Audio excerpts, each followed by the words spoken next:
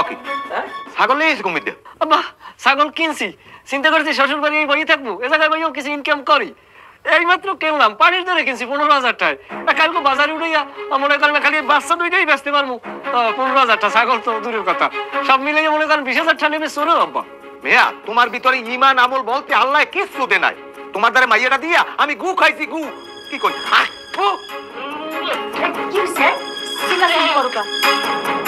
এই দেখো ছাগল লইছে তোমার জামাই, ছাগল কে ওই দেখো না ছাগল কিনে লইছে 15,000 কিনে কালকে 20,000 টাকা বেচতে। কত বড় ছাগল ব্যবসায়ীদের আমার মাইয়ে বিয়ে দিছি।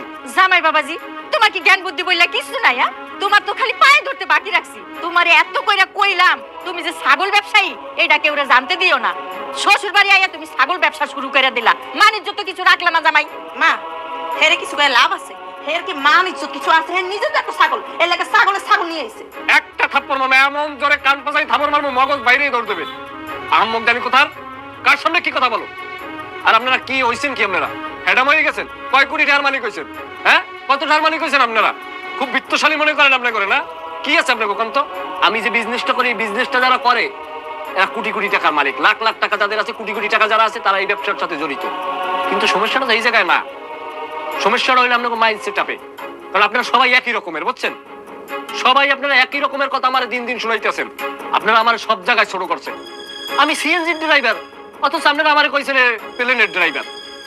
সমস্যা আপনার চা নামে খালি, আপনি সব জায়গায় চাপাবাজি করছেন। আর অহন এই কথার লগে আর এই কাজের লগে যখন মিল নেই তখন আপনার মাথা খারাপ হয়ে গেছে।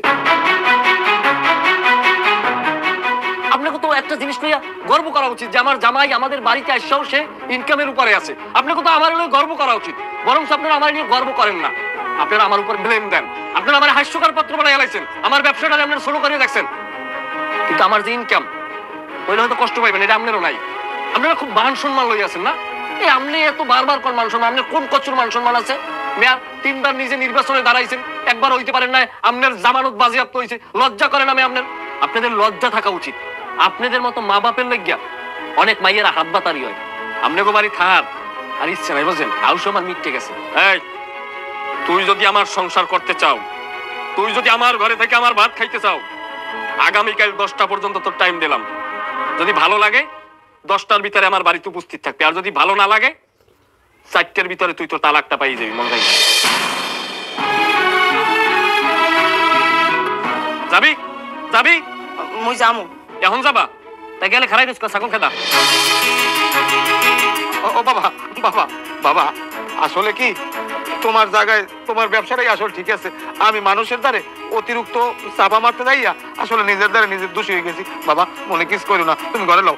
ধরো ধরো ধরো ছাগল, ছাগল ধরো, ছাগল ধরো, ছাগল ধর, যাই নাও ছাগল ধর। বাবা